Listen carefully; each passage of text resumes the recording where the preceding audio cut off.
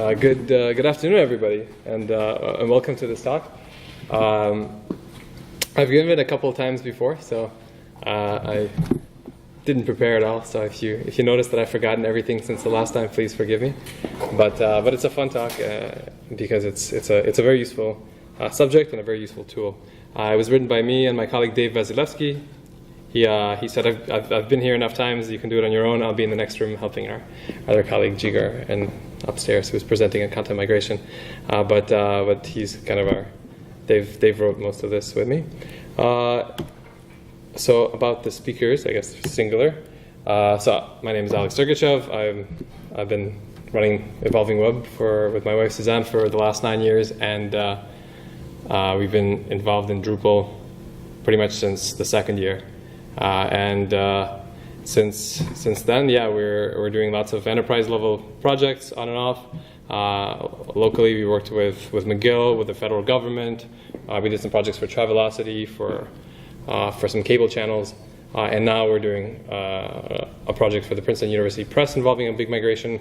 I'll be talking about that right after this.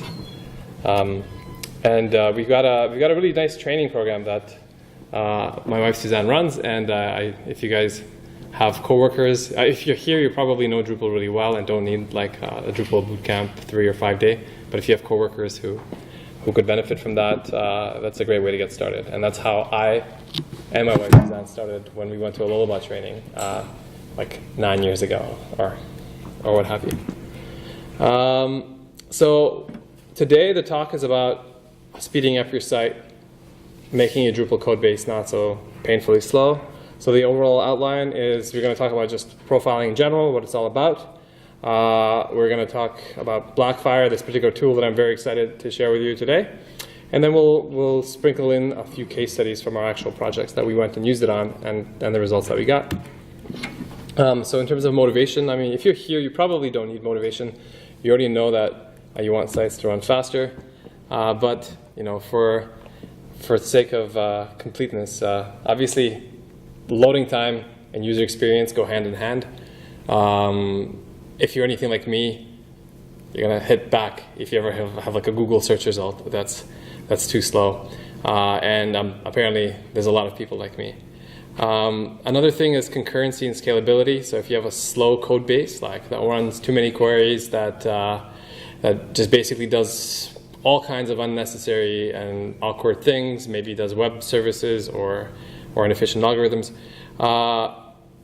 Typically people think, well, you know, it won't scale, is what I'm saying. But typically people think that's not a big deal, that it doesn't scale, because development time is expensive and hardware is cheap, right?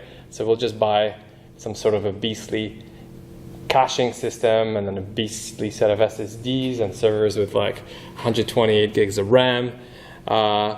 And it's true that to the point where you could just upgrade your RAM, you should just do that.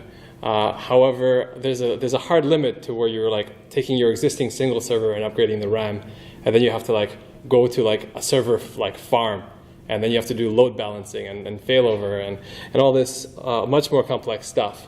So obviously, if you can have a website that's simple and minimal and running well on a single server, you should do that. So it's really, there's no excuse to build slow sites.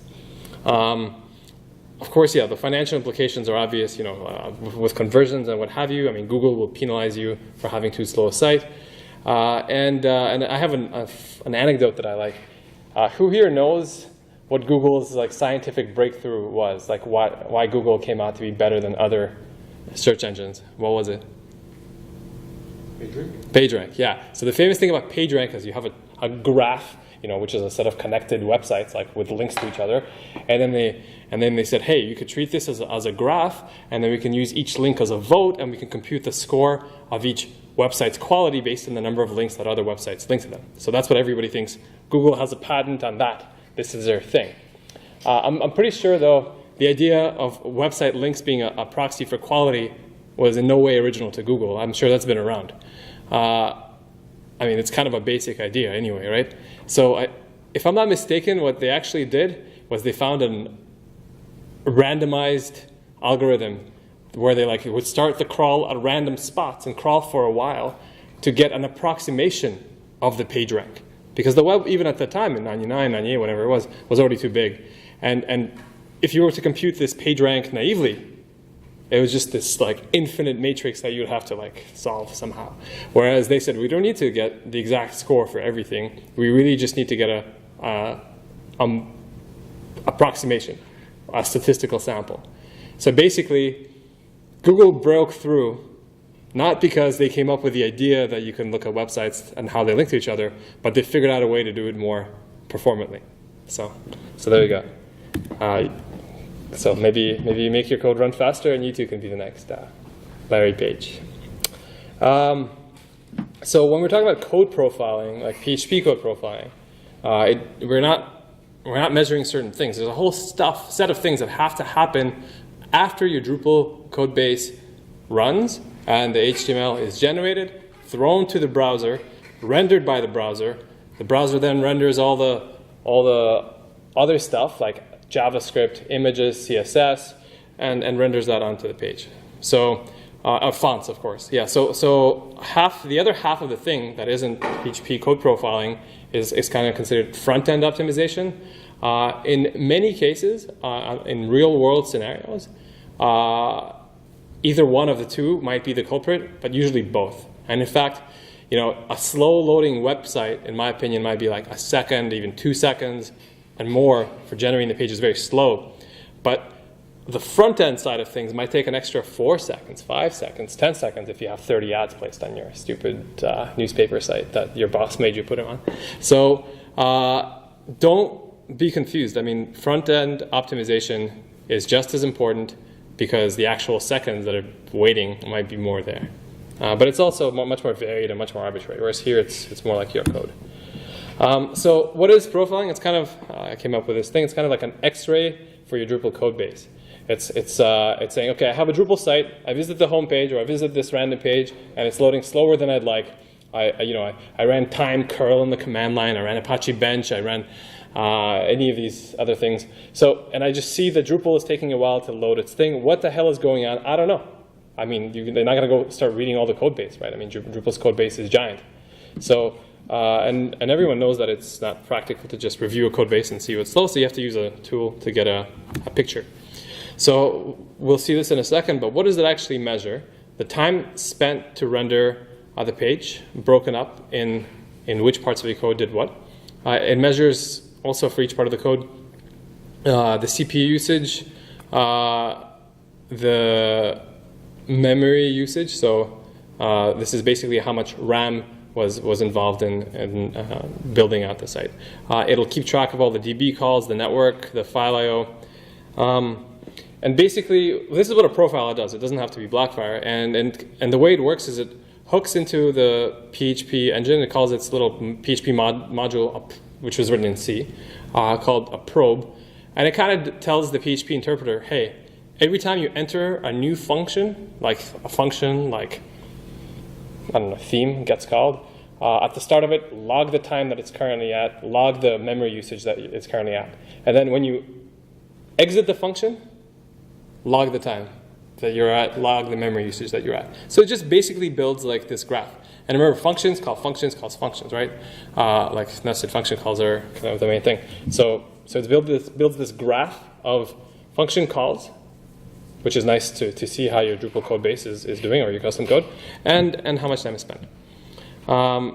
So it's particularly important to do this for Drupal sites. Who here thinks that Drupal is a very fast content management system?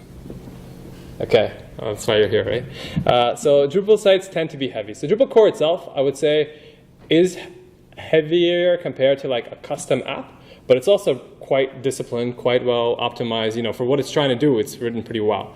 But real-world Drupal sites tend to have lots of contrib plugins. I mean, not to mention any custom code you guys might have written. So contrib modules are varied. I mean, some of them are really carefully written, and other ones are written by a guy whose first module this or code it ever was, and it just happens to do what you want, and it's simple anyway. So what could be the harm? So you just enable it and move on. But basically, there's just a lot of them. People use a lot of them, and so statistically speaking, that's just the Drupal way of building sites. The other problem with the contrib approach is that it tends to give you a lot more functionality that you need. So typically when you download a module, I don't know, like share this or something. It's a bad example, but how about the Google Analytics module? You can just in your theme write like 4 lines of JavaScript to place a snippet of Google Analytics, right?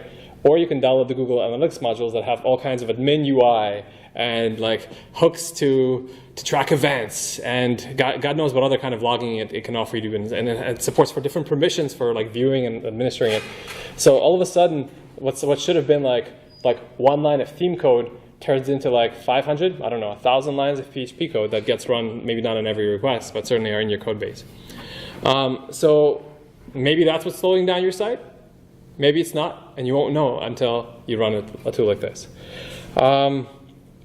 Another thing about Drupal is that everybody uses it with a tool like Varnish, or I mean basically to get fancy page cache. You guys all use Varnish or something like that? If you're running on Acquia or Pantheon, you are. What do you guys use instead? Memcache. Just Memcache with page cache? Yeah, I mean, keeps it simple and it works pretty well as well. So it doesn't really work for all cases, right? Because if you're ever logged in as an authenticated user, I mean, the default Drupal behavior is just to set it, like once a cookie is set, we're at like skip the page cache, just go straight to the code and to the DB. Another important use case is shopping carts. So even though users aren't logged in, the moment they add something to a cart, a cookie is set, and so on. So basically, and a third one is search. So even though you have page cache, and theoretically it's all serving static sites, whenever you have search, or especially faceted search, you're going to have a lot more things that are not in your cache. The other thing to consider is that cache stampedes for high concurrency situations are a fact of life. So once you do clear the cache at some point, I don't know, maybe you have to disable the module, and you push that onto production, you're going to have a lot of hits all at once to your uncached site. So eventually they should be cached, but you'll get a lot of them at once, and maybe if your code is really slow, and it'll just crash your server. So it's important to have fast sites. And the other thing is, even with Varnish, 1 out of 10 clicks, 1 out of 10 users, because the caches expire, so 1 out of 10 clicks are going to be slow. So if it's usually fast, like the homepage is fast, these 3 pages are fast, but this one's not, people are going to get frustrated. So in order to make this presentation, we kind of said, hey, let's try profiling, just for my motivation section. Let's try profiling on some of these client projects that we did recently. Do I have another one? I don't know if I have that. Anyway, I do. No, I don't. Okay. So first, a project that we worked, that Evolving Web worked on for McGill and with Mark here. It was a super fast site. Like literally, Mark is Mr. No when it comes to like dev lead and people say, can we use this module? He's like, no, you don't need this module. So this site already like loads in 100-something, 200 milliseconds, and they need it to be fast because all the students go at once to this academic calendar when the thing's open. So the site was fast, and then we said, can we look at it in Blackfire? And we found instantly we found something that's wasted 10% of page loading time. We have another client here in Montreal who it didn't necessarily go so well with us, but of course we only came in to like try to fix a few bugs after the fact. So it was a complex project where the page, again, like crazy with a custom Varnish config file that was this long. So clearly performance was a big concern, and certainly they had the budget and they had the expected traffic. However, what they didn't have is disciplined Drupal development. So as a result, their homepage would take like, I don't know, 1.5 seconds to load. It's just nuts, right? I mean, their homepage, maybe 2. I don't remember anymore. But so it took us it was much more complex. There was a lot more stuff going on. But we were able to shave in like just a day of work, 52% of that page loading time, and a lot more with more work. So there's definitely easy wins to be had. Our own Evolving Web site, when we moved it to Drupal 8, that took a little bit of effort to fix it. But there was a 20% gain. And that was a Drupal 8 site with 0 or 1 or 2 contrib modules. I mean, literally, this was a static corporate site. And so Drupal 8 out of the box, turns out, can be performed if can be improved. For Linux Foundation, we did the certification site. There was some hairy views that we found right away. And for drawn and quarterly, they had the FAQ module, and that FAQ page took 8 seconds to render, and it's been that way for years. So I don't know. We just kind of like turned on Blackfire on that page, and then like pretty much right away we said, hey, there's some settings we can change to limit the taxonomies or vocabularies that it's working on. So this is to get you excited about doing this today. So the first part is to show you that there's good reason to profile, but now is it easy? Well, hopefully you'll be convinced that it is. So in terms of methodology, I came up with an acronym called MAFIA for profiling. So first you measure. So you have to think through what you're measuring. So pay attention to the actual request, like the whole URL, what server it's on, is it dev, is it in production, are there any cookies set, is it a post or a get, is it an AJAX call? Keep in mind that it's not just like, my site is slow. It's what exactly about the site is slow.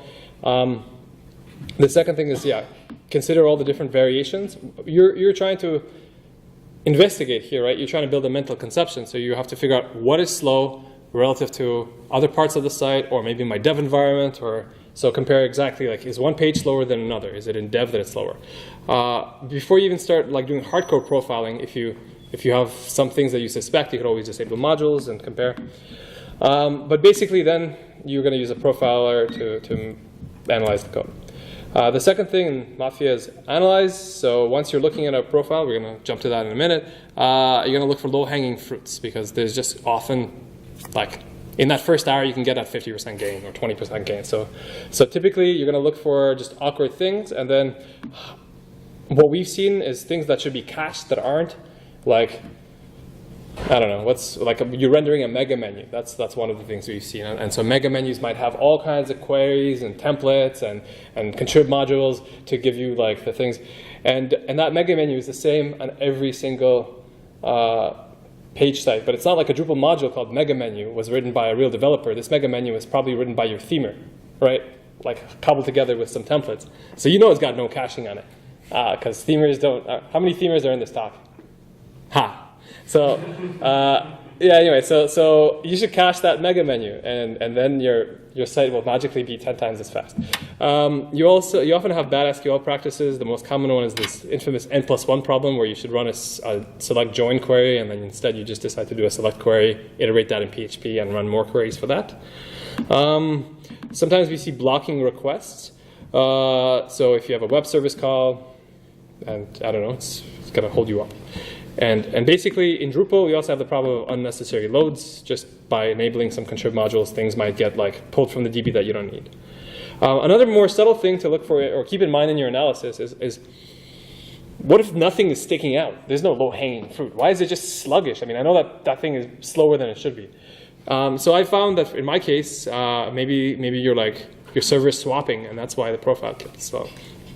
Or in development, if you use Vagrant and VirtualBox and the shared folders, they'll just make every like hit to the file system and every Drupal function seemingly slower.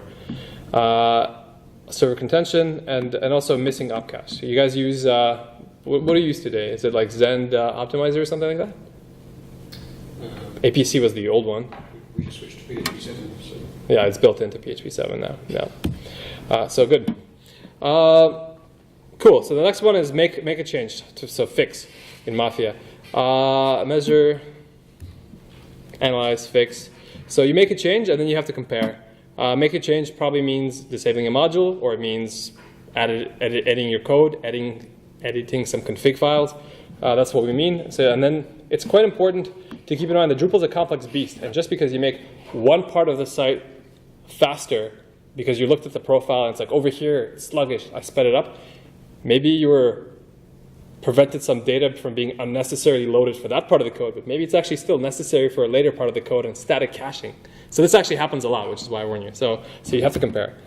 So yeah, you're going to measure, you're going to analyze, fix, and then you're going to iterate. So this is a process that you find some bottleneck, you find some promising thing, you trace it down, try to figure out what's going on, and then you measure again. So we don't know what's fast enough. I mean, you should browse your keep the network tab open in Chrome as you browse, so you can pay attention to like page loading time. I bet there's also nice Chrome extensions that'll just show you that in a more minimized form.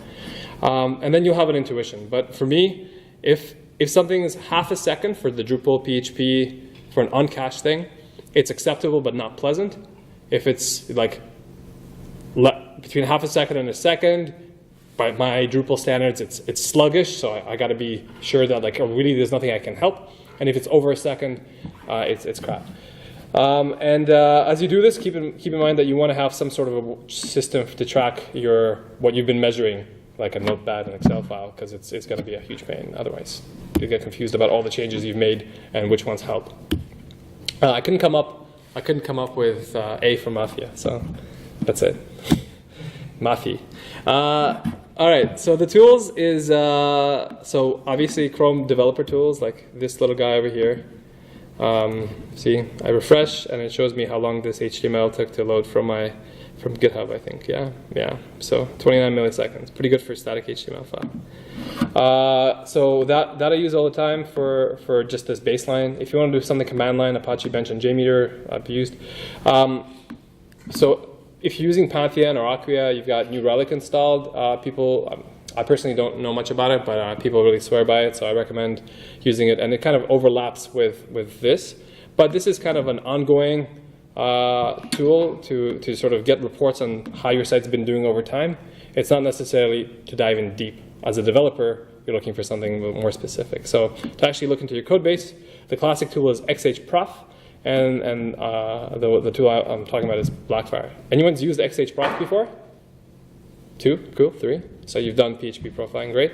So XHProf was created by Facebook, open source. They kind of threw it out there and really minimally maintained. I think, does it work with PHP 7 these days? It wasn't a year ago. Yeah, so I mean, it's out there. Everyone uses it, but. So at some point, Fabien Portencier, the creator of Symfony, decided to say, okay, I'm going to do better than this. I'm frustrated about optimizing my applications. And so he created like a fork of XHProf that eventually he ended up rewriting all of it and decided to like keep it closed source because it was just a different beast. And the way I discovered it, which is kind of funny, is like every like half a year or something, when we have a sluggish site that we're working on, that I'm like, man, it's got to be better than XHProf. So I Googled XHProf alternative. So every year I was doing that. And then like a year and a half ago, I'm like, Blackfire, I haven't heard of that. Let me give that a try. And then it turned out it was very easy to install. It took me like 5 minutes, which surprised me, because with XHProf you always have to fuddle with things. And then right away I got a useful call graph, as we'll see in a sec. So that's XHProf. It's a freemium tool. The base functionality is free, but if you want to have data retention, access control, Slack integration, they have all kinds of enterprise-y features that they're selling as their business model. But what's really important is that it's super simple installation. It's got great docs. It's got much better UI because XHProf didn't really like throw out a lot of noise that Blackfire does. It supports comparison, so you do a run, you get a profile, you change something, and then you can say compare it to that one, and it'll show you like a diff. And it's actively maintained, and yeah. So the first case study was for Mark's site. Mark made a slow page. No, just kidding. Mark oversaw us making a slow page. So there's not too many people here, and I'm kind of lazy. So here's the site.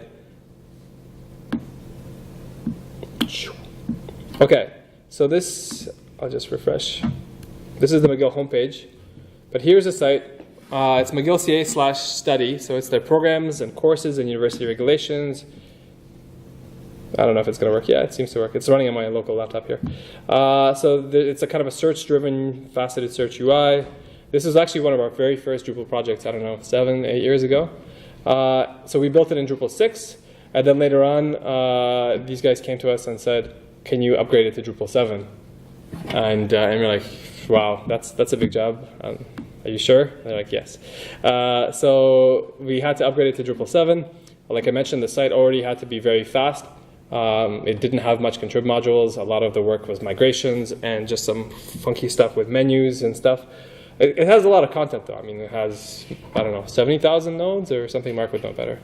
Close to 100,000. So there you go. And they also have a different version of it for every year. So it's quite involved.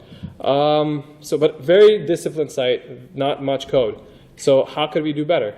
So let's find out. Let me just check something, kids.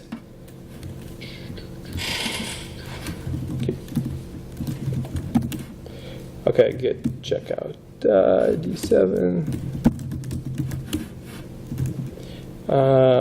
Drush, y'all. I have screenshots in case something miraculously fails, but you know. Okay, so let's refresh the site. So we're talking about doing stuff in the Chrome panel. So the main request is happening in 165 milliseconds. That's pretty fast, eh? I mean, remember I told you if it's under 500, I consider that to be pretty good. So this one on my laptop is 165 for the home page. So let's see. I have this Blackfire extension over here, this little Blackfire thingy, and you just press the button. So I already had to run a couple of commands to install Blackfire on the server, but it was literally copying and pasting. I'll show you in a sec. So this pops up saying, oh, I see you're logged into our site with your GitHub account as Alex Dergachev. You want to make a new profile? You want to compare it to ones you've already saved? Let's say make a new one. Do I want to save it as a new reference? Sure, let's see what happens. So I'm not going to compare anything. Does that work? I don't understand. Anyway, I don't know about this reference. So it's running. Look at what it's doing. Did you guys see that? Like 10%, 20%, 30%, 40%. What it was doing is actually downloading the page 10 times and averaging that out. So that's something XHProf didn't do. That's what I was doing in XHProf manually, because there's just a lot of variability, right? I mean, like SQL contention and all that. And all the time I would get different results based on when I ran my freaking profile. And that confused me to no end. So I'm so happy that somebody decided to say, hey, we should just always get our profiles be of average results. Okay, so here's the UI. I don't know. So DCMPL 2017 v1, v2. So I named my profile if I ever want to go back to it later. So again, so I can remember what I was talking about. And let's click on View Call Graph. Can you guys see all right? It's a little cut off. I'm sorry about that, but sorry. So you're going to have to live with it. So first of all, what you see here, really, really faded, is the actual call graph. So this is a Drupal 7 site now. So you have main over here inside of, well, it's like the C main, and then index.php. And then this calls Drupal Bootstrap, and there's a whole Drupal Bootstrap process. And at some point, it starts calling Drupal Bootstrap full, module invoke, context page build, and context reaction blocks. So this is rendering all the blocks now. And then over here, this main thing went to menu execute active handler, which is the body of the page. So that's clearly spending 82%. This is Blackfire is kind of helpful to use. You can see, yeah. Blackfire is kind of helpful because it shows you the heavy parts of the page load in red. So you can actually see the hot path and focus your attention there. So the other thing that is kind of subtle that you don't realize is that it throws out a lot of little functions that have no time spent in them. And so basically, if it says it's not called too many times and there's not enough percentage of your overall time is spent there, it won't even show it to you. It can be a little bit confusing sometimes if you're looking for something specific, but it's incredibly helpful not to overwhelm you, which is usually what happened with XHProf.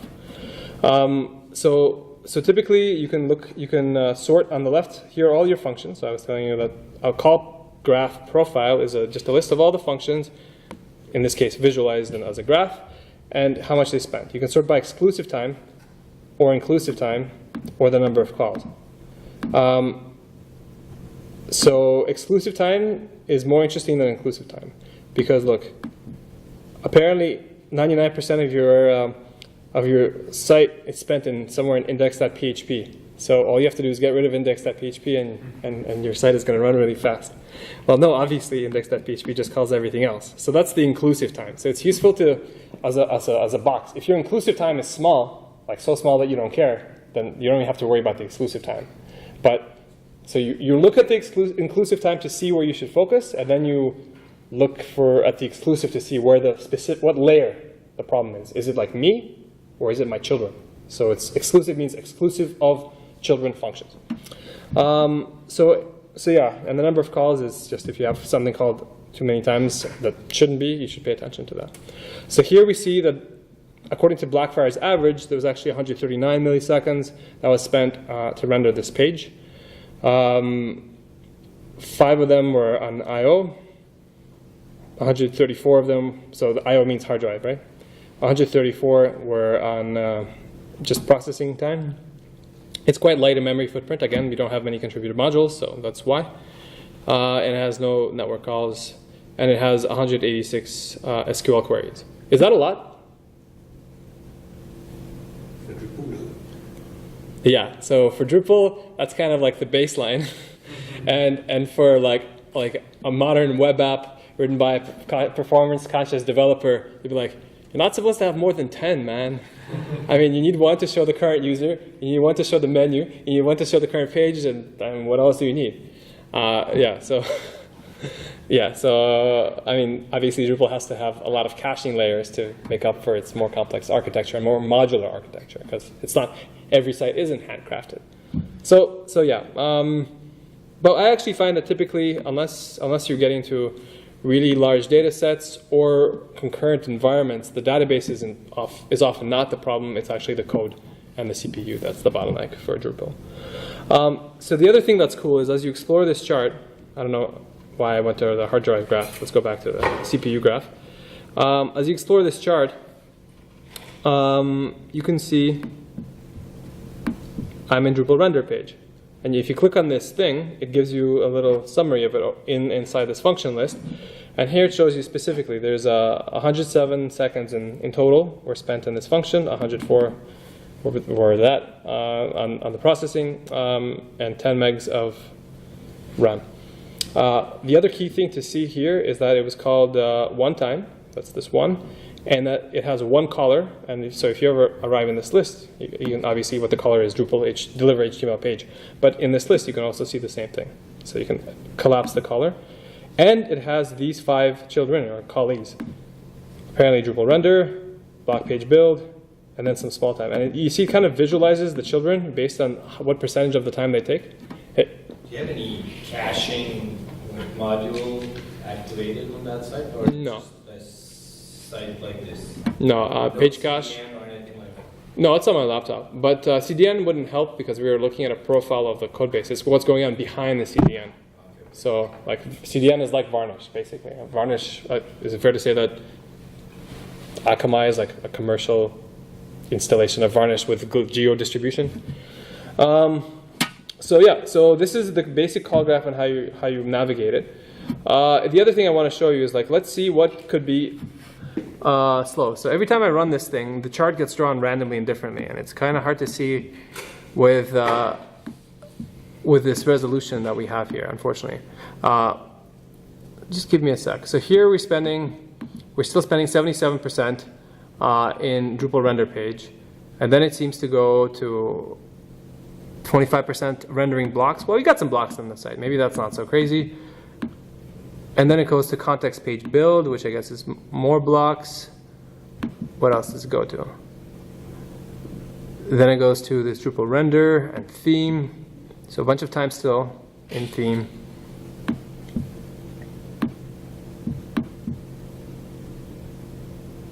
Yeah, it's a little tricky right now, guys. Sorry, the resolution makes... Is it better on your screen? Can you actually read this? No. No. Okay. Well, you'll have to take my word for it. Sorry. So look, so once we got to theme, we're at 44%. Then it calls a specific Moriarty preprocess page function. Moriarty is the name of the villain in Sherlock Holmes. It's Mark's nemesis, I suppose. And it's also just the general preprocess page where we set all the variables. So 17%, a little high, but who knows? Maybe it's a live page. It's not a big deal. Let's see what's going on in there. 14% is Drupal get form. We go back to the home page. We go back to the home page and think, I don't even see any form. There's no form. I mean, what is there, like a login form or something? And let's try again. And then I'm like, aha, it's been hidden. There's a search form on this site. So do you guys think that this search form should take 15% of page load to render? It's basically like a static HTML snippet. And then we see, oh, there is something dynamic here. It's the list of all the faculties that McGill has that you can search within. So maybe that's the problem. Let's find out what Blackfire says. So we see study search box, so studies the site, study search scope options. So 14% is still in scope options. Then it's called something called load academic faculties nodes. And then here's the payoff, 18 calls to node load. So anyone speculate what might be going on?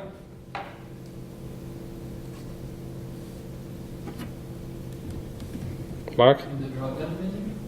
Let's count these guys. 1, 2, 3, 4, 5, 6, 7, 8, 9, 10, 11, 12, 13, 14, 15, 16, 17, 18, 19, including the entire site, which is a placeholder. So clearly it's, in order to get this little label, it's calling node load on everything. That's pretty stupid, right? How often do McGill faculties change? Never. Twice in 10 years, right? So okay. So I think we have a potential thing to change. So I actually looked at the source code for that function, load academic faculty nodes, and it's got exactly this code in it. For each faculty, check if you're in the right language, node load it, and then that's it. Return the list of nodes that we're going to print labels from. Can anyone suggest an improvement?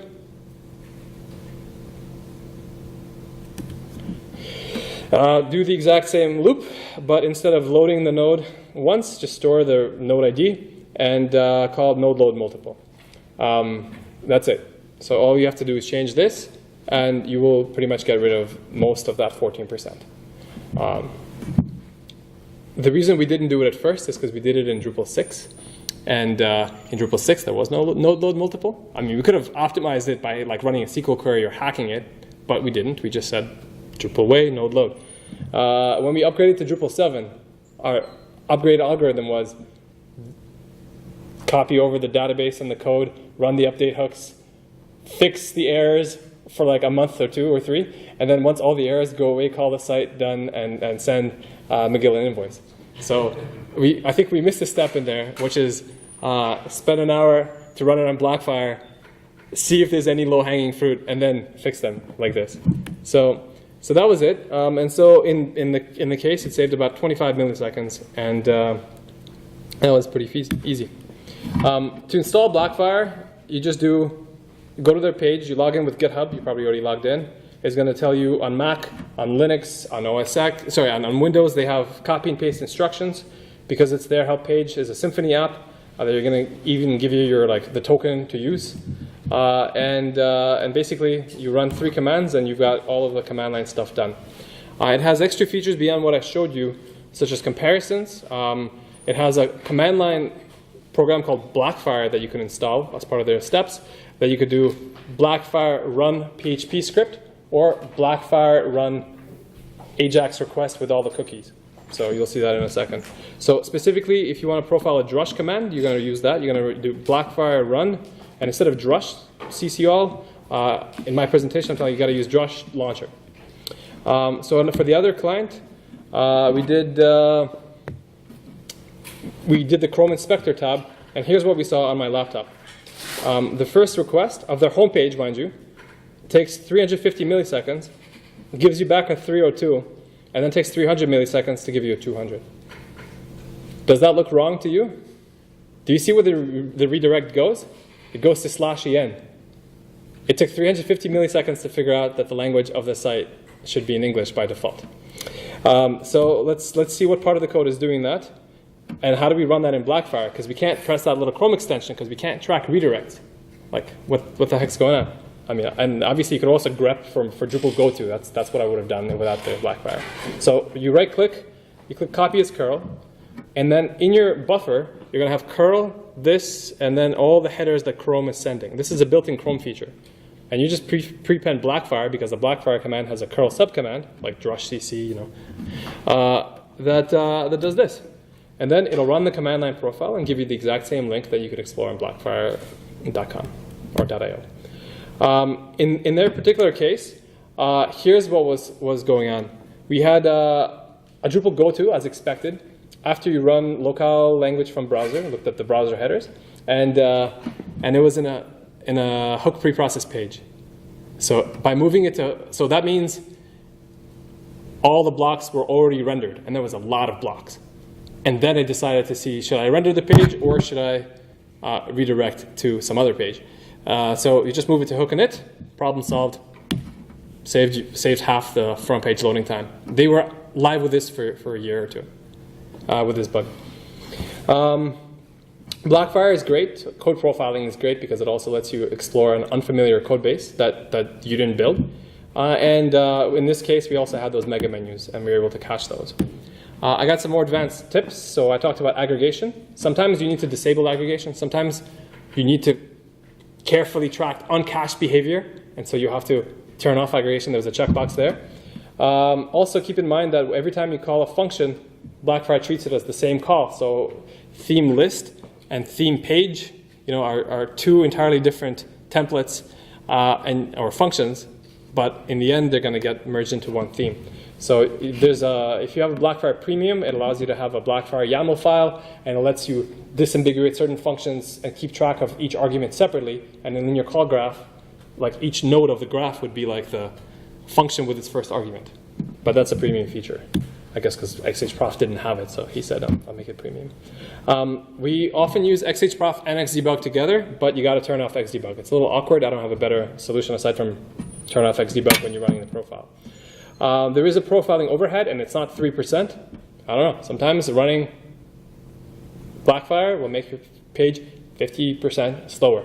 That's kind of shocking. But on the other hand, it's fairly consistent, and we have found that it's still quite useful despite it. But when you're looking at absolute numbers with Blackfire and without, sometimes you see a delay. There's a fundamental trade-off between memory and time. So oftentimes you can just say, let's cache everything. Let's just keep static caches for everything we ever do. But then you're kind of hitting up this like memory limitations, because then your Drupal memory footprint becomes bigger. And in fact, if you ever took an intro algorithms course, they would have taught you that like for like search algorithms and stuff, there's like in place but slower, and then there's like space unconstrained but faster. So there's actually like some sort of trade-offs to be made between memory and time for algorithms.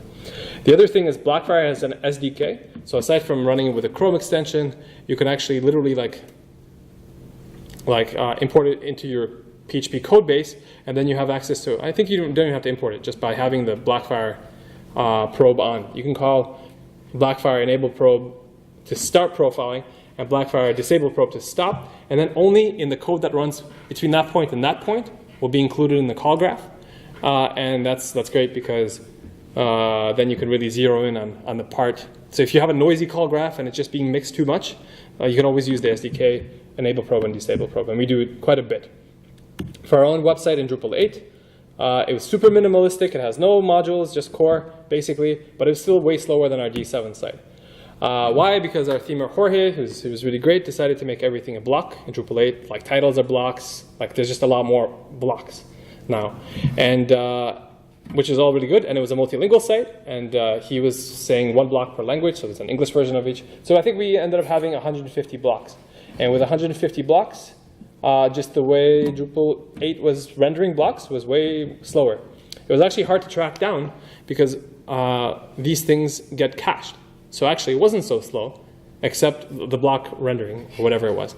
It wasn't so slow except when you clear the cache or you make an edit on a page, which clears the cache. And so all of a sudden, page is rendering way slower than it should be. It's very frustrating when you click save and when you reload the page. So first of all, to profiling it accurately, we had to do a little bit trickier something. Like the equivalent of hook init in Drupal 8, I'm told, because I'm not really a Drupal 8 developer these days, is this thing. You make implement an event subscriber interface, and then you hook into this events kernel events request to have your custom little callback. And our custom little callback was just calling Drupal service cache tags and validator invalidate tags for this node. So then, with this code in a custom module in place, Drupal was constantly invalidating the cache tags, Drupal 8 was constantly invalidating the cache tags for that, and then we can have clean profiles. So after we did that, we noticed that all the time, 17% of the requests was spent in a Drupal core function called block repository get visible blocks per region. And that's Drupal 8 core, and that was wasting 117 milliseconds. And so we looked at what the hell is in this call, and it seems to be mostly a call to block access. So we had 150 blocks, and Drupal was checking access control separately for each block. So that's a rather involved N+1 SQL problem there. And so then we realized, and it can be pretty complex, right? All the block visibility settings have to be enforced. So we thought, hey, haven't we seen some part of Drupal core access control handle this N+1 problem? And of course, we thought of instantly the grant and node scheme. Sorry, grant records and what are they? Yeah, but anyway, basically node grants for the realm. Oh, man, it's been a while. All right, so basically our developer Dave decided to prototype the exact same scheme, but for block records. And he had to take into account all those conditions, like language, path, role of the user, and he had columns in there for each one of those conditions, and he created a table that for each block, when you create a table, we create a record with all those properties. And when we do access control, instead of checking for each block at a time, we just run a query for all the blocks that you want across this table. And so he implemented it as a contrib module, as a proof of concept, and for sure out of those 120 milliseconds, we were able to shave off 80 because we didn't run all those extra queries. So this is to say that even in Drupal 8 core, there's some very substantial optimizations to be had. Although this didn't take 2 hours. I mean, finding it took pretty fast, but coming up with an alternative to access control scheme that's more scalable took a couple of days. So I think he made a patch, but there was some complications, and it's been stalled. It's been a year. So he wasn't so interested in chasing it down, and I didn't chase him down. But the people who are involved in core block development saw it and are quite interested, so perhaps they'll come in, but not now. And it works. I mean, it's still running on our site a year later, and it makes our site faster. And so we like this little module. Keep in mind that with the profiler plan, which is, I don't know, what, $20 a month? I don't remember. You get better data retention, and you have these recommendations. Recommendations for Drupal 8, actually Dave wrote them. Blackfire contacted us to write them. And they kind of just tell you some obvious things. The funniest thing about recommendations is that Dave said, I can't find anything slow about this site. There's no low-hanging fruit. And I was like, oh yeah, look at the recommendations. And there was a few on, I don't remember what it was, but it shaved off 10%. So he wrote the recommendations, forgot about mentally checking them, and solved it. So you also get more environments, metrics, integration with CI, and a hosted version. And you can follow me on Twitter to find these slides or to read these blog posts. So that's about it. Thanks a lot, guys. I think we're kind of running out of time because we started a bit late.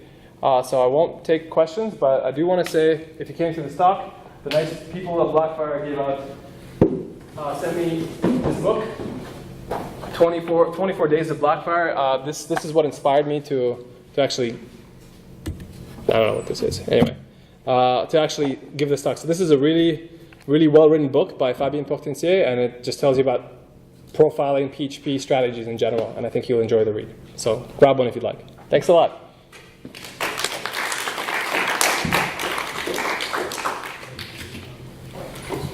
Okay.